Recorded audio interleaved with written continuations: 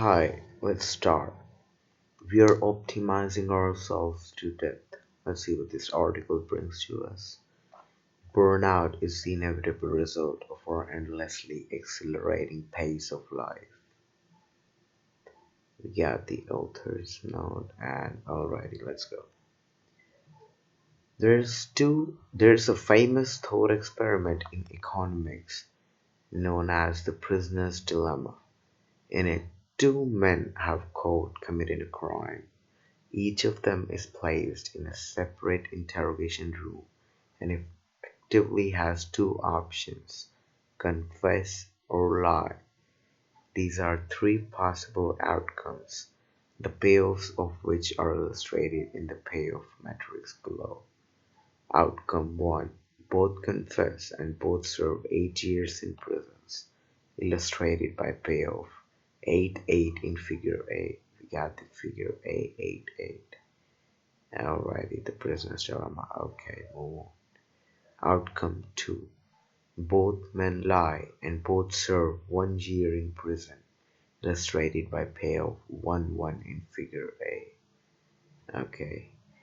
Outcome 3: one man confesses while the other lies. The liar serves the longest possible sentence, the 10 years, while the confessor goes free, illustrated by payoff 10-0. This one in figure A. So if both men lie, they both get off with a lighter sentence. That appears to be the full story, except it isn't. The importance of the prisoner's dilemma is understanding that in selecting a strategy, each player should account for the effectiveness of that strategy, given what the player might do. Knowing this, consider the game from the perspective of prisoner 1. If he thinks prisoner 2 will lie, he should confess, because serving 0 in prison is better than serving 1.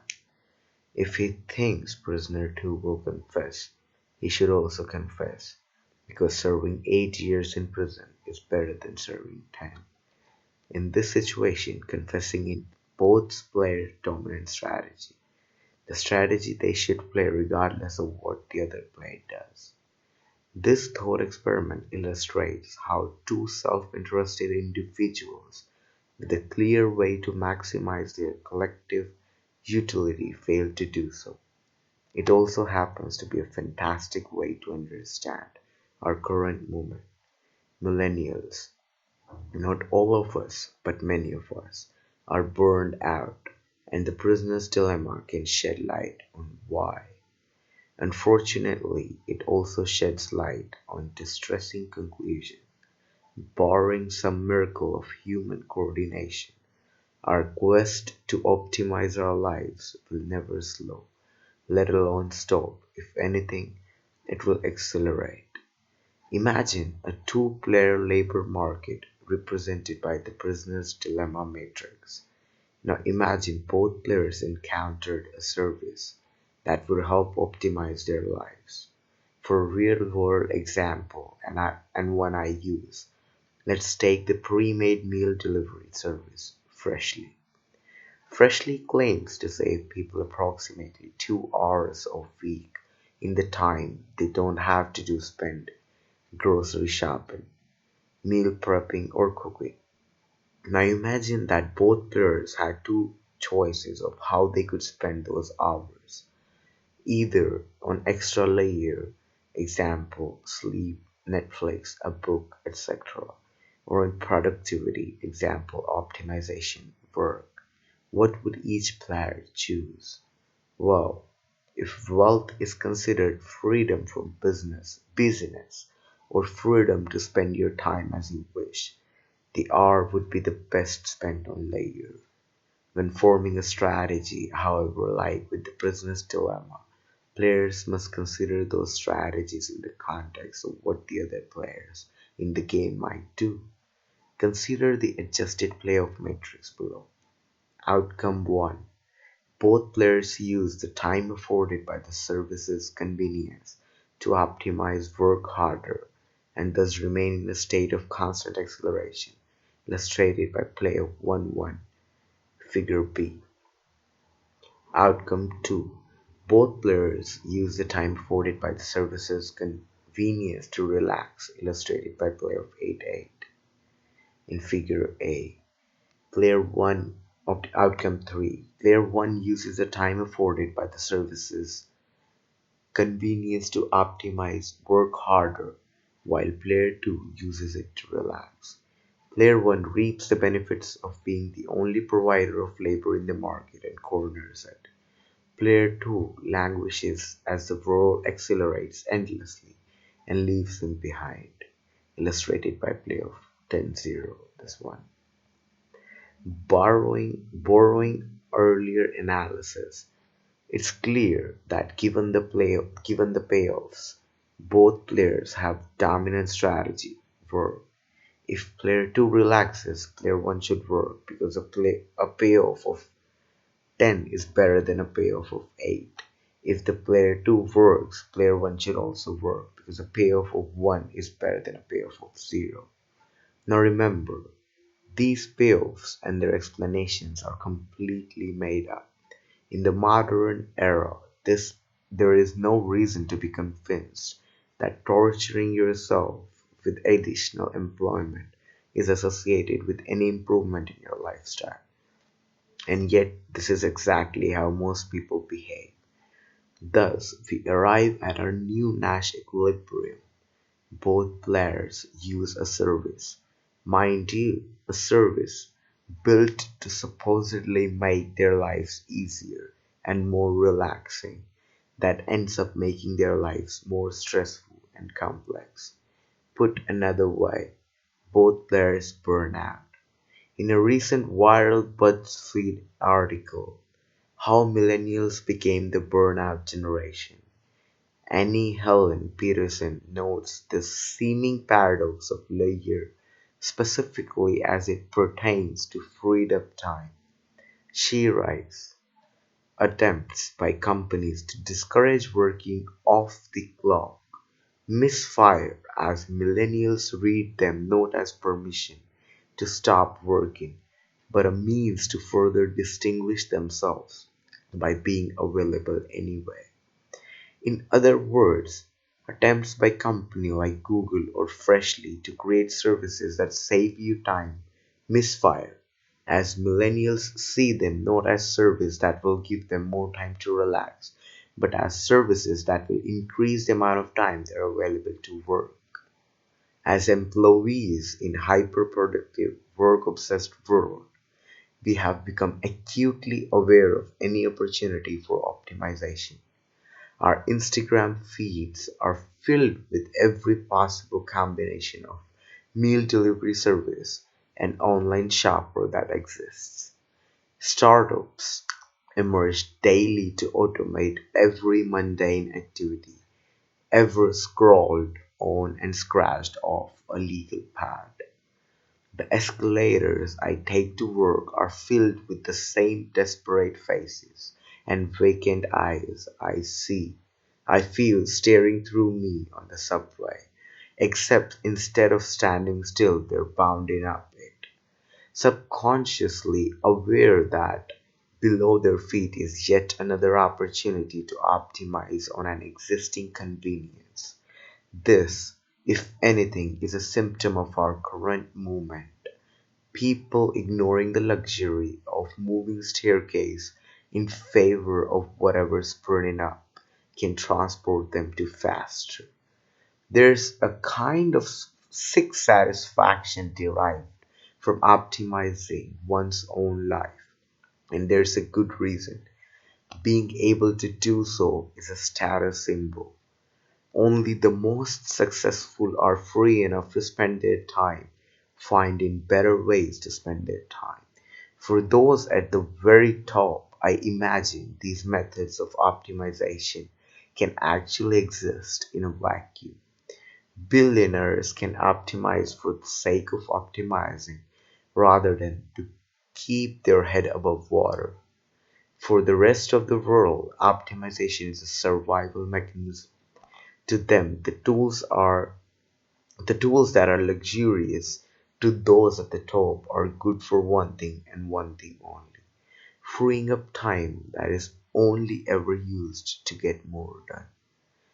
The one bright side to all this productivity should be that everyone makes more money, but that's all too often not the case. The popular narrative is that we are all working harder, but wages haven't risen in 40 years, and purchasing power is lower now than any point in recent memory. The economist in me has always struggled with the line of thinking. Wages are only truly relevant indicators of wealth in the sense that they allow you increased control over how you spend time. If you're earning a wage and a service comes along that saves you the time and effort you normally have to expend to access a certain good, read freshly for meals, that service effectively increases the value of your existing wage. Thus, even though you're not earning any money, you're now wealthier. For consumers, services like Google and Freshly do exactly this. The media, though, and a select few politicians prefer a different narrative. There is a finite amount of money in the world, they effectively claim. And since we're making less and tech companies are making more, it follows that the tech companies are to blame for wage stagnation, which is a net bad always. Reality, though it isn't that simple. Though companies like Google and Amazon do generate healthy, and yes, quite frankly, absurd returns for their executive terms and shareholders, they are valuable because people find whatever they offer to be worth more than whatever they're being asked to pay for it. In the case of Google, that offering is time via frictionless access to information, and its price is effectively zero. The partial rationalization I make for stagnant wages, then, is that Google and services like it allow people to get more out of the same wage.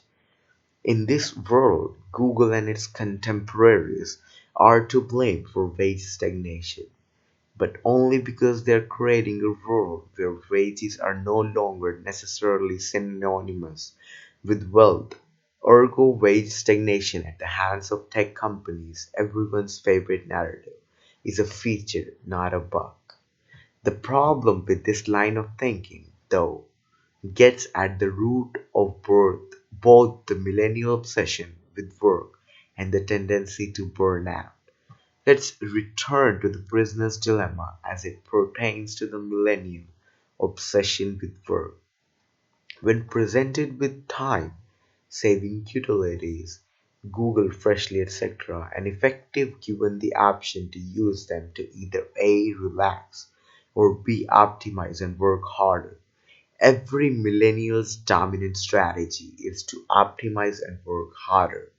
This explains why it does not feel like our lives are getting easier even as things are never been better. We are adjusting our behavior in the exact same suboptimal way to every supposed convenience modernity throws at us. This also explains why productive apps, which includes Amazon and Google because their services save time, proliferate like Medusa's head. Each one births a dozen more because in the modern era, the best way to spend your time is finding better ways to spend your time. Okay, let's look at this. Earth from the inside out. Okay, it's just like a freshly box that we appear if you order something. Take Freshly as an example again. As we have noted, Freshly implicitly promises at least several hours a week in saved time by not having to get in the grocery line, watch water boil or plan the week's meal. With that hour or two, it claims you can get a good workout in, watch the game in real time or plan a movie night.